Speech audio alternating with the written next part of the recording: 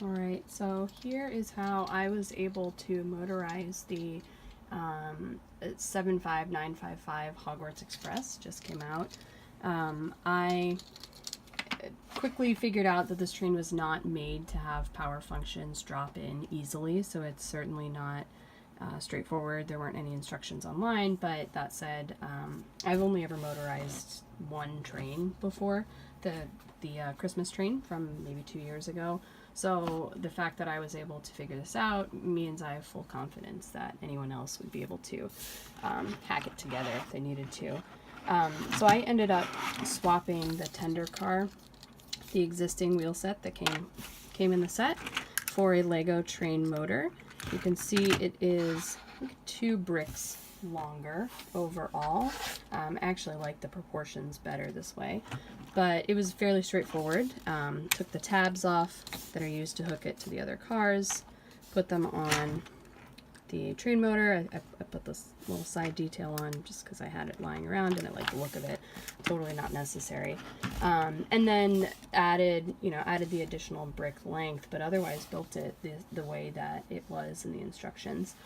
To cover the IR receiver on the edge, I think this ended up being maybe 2 plates taller.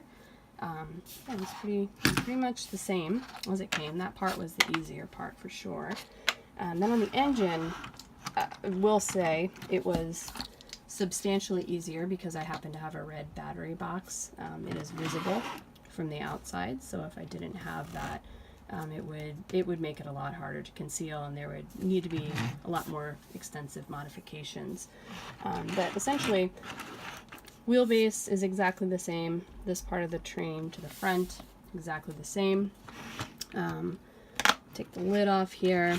I was able to get the battery box in here. Had to remove these panels, which had a nice curve. So you did lose a little bit of the smoothness of that shape, which I think there's probably a more elegant way to work that out. But with the pieces that I had sitting around on my desk, I think this does the job. The bows that I have on top here to mimic that rounded shape. Let's see. There you go. They helped. I still needed to conceal the gray here. I just use a bracket. With the tile on the side, again, there's probably a bit of work that can be done to make that better. This did need to come up by 1 plate height just to make it tall enough to accommodate the clip, but almost exactly the same as it came. Someone had suggested that it might work better to have the battery box in the tender, and I've seen some other folks do that. It would add weight to the driving wheels, which is definitely a helpful thing. I was able to run this on a basic track without any challenges, so it worked the way it is.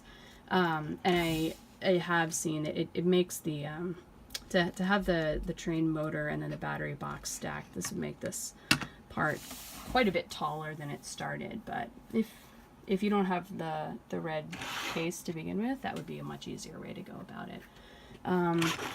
So I ended up, let's see, took out this assembly from the main train, and here's the wheelbase that I ended up with extra. And the side pieces I wasn't able to get back in. I don't know exactly which parts that I used to do this, some brackets, some tiles, some plates, but very basic stuff that I already had lying around, in addition to this train motor right there. So that is how I was able to get it motorized.